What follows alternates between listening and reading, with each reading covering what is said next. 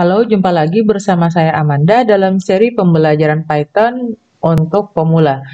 Nah, di sesi sebelumnya tentang bilangan, kita sudah mempelajari jenis-jenis bilangan yang umum digunakan serta operasi aritmatika atau operasi matematika yang bisa kita kerjakan terhadap bilangan-bilangan tersebut.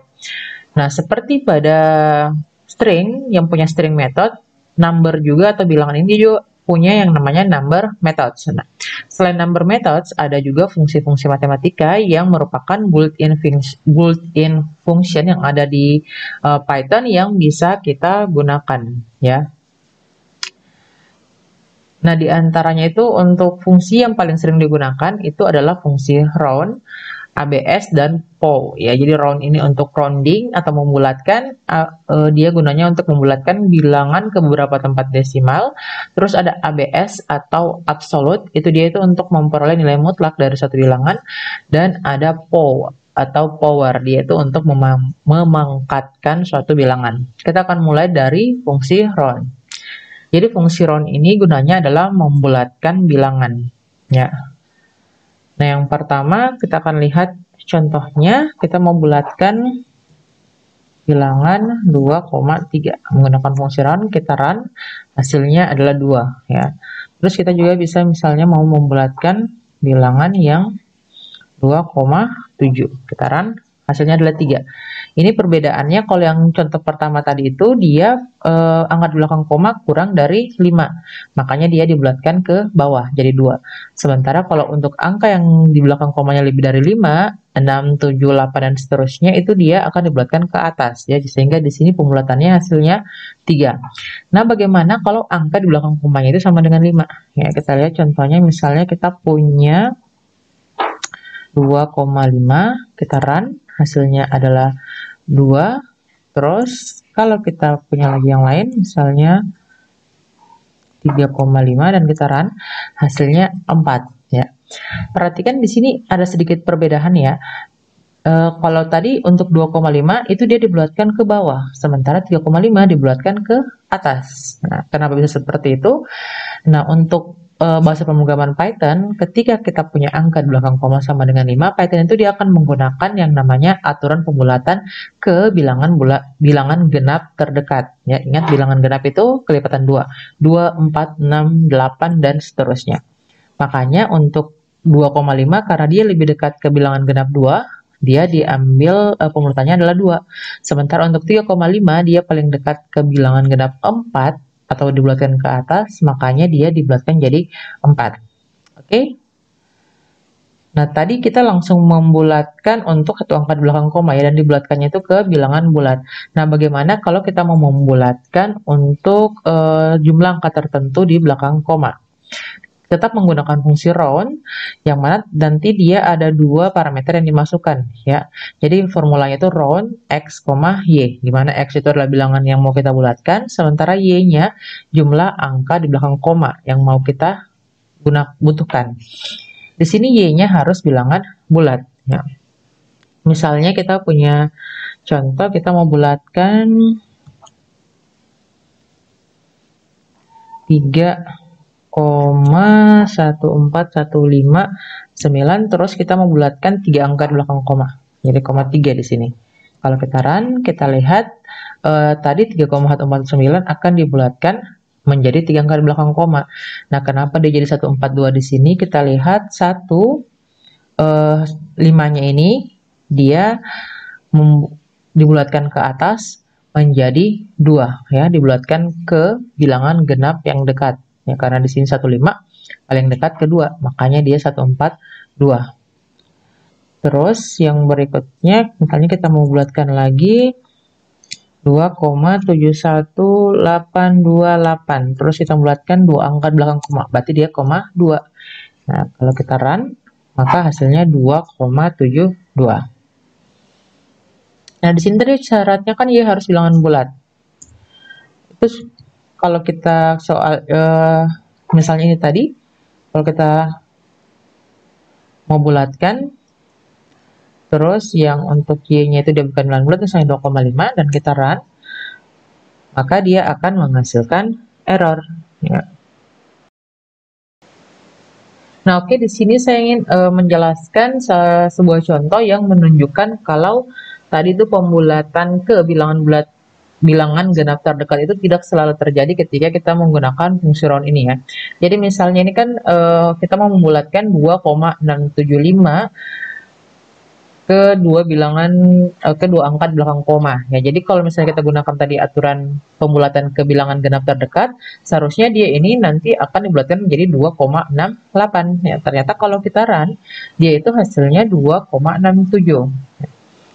Nah, coba kita mencoba lagi ke bilangan lain, misalnya 3,25, terus kita bulat 3,25, terus kita membulatkan satu angka belakang koma ya. Kita run. Di sini dia masih menggunakan di aturan pembulatan ke bilangan genap terdekat. Ya, kalau kita ganti lagi di sini misalnya 3, nah dia dibulatkan menjadi 3,4. Ya, tapi kalau untuk yang 3 angka di belakang koma, yang kita bulatkan menjadi 2 angka, ternyata dia itu tidak digunakan aturan yang tadi itu. Ya, jadi misalnya ini kita ganti jadi 8, kita run, lihat hasilnya 2,69, bukan 2,68. Nah, jadi ini bukan error di fungsi roundnya, ya, tapi dia lebih ke kesalahan di representasi bilangan floatnya itu. Oke. Nah, kita masuk ke fungsi berikutnya, yaitu adalah fungsi ABS atau absolute. Ini menunjukkan untuk fungsi apalagi namanya, nilai mutlak ya, atau bentuk positif dari semua bilangan. Jadi kita bisa lihat kalau gunakan ABS terus 3, hasilnya 3. Nah, kalau kita masukkan di dalamnya di bilangan negatif, misalnya negatif 2,5 dan kita run, maka hasilnya adalah 2,5. Ini selanjutnya kita bahas adalah fungsi POW atau power ya. Jadi formulanya itu POW X, Y itu sama saja dengan X pangkat Y ya.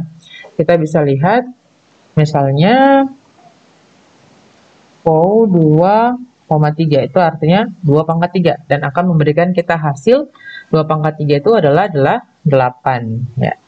Sementara kalau pangkatnya negatif, kita bisa contohnya di sini 2, negatif 2 ya, artinya 2 pangkat negatif 2. Kalau kita run, hasilnya itu adalah 0,25.